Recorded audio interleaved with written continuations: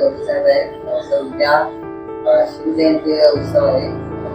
कसे नियोजन आहे त्या पद्धतीने असणार? सर्वप्रथम जय महाराष्ट्र, जय शिवराय.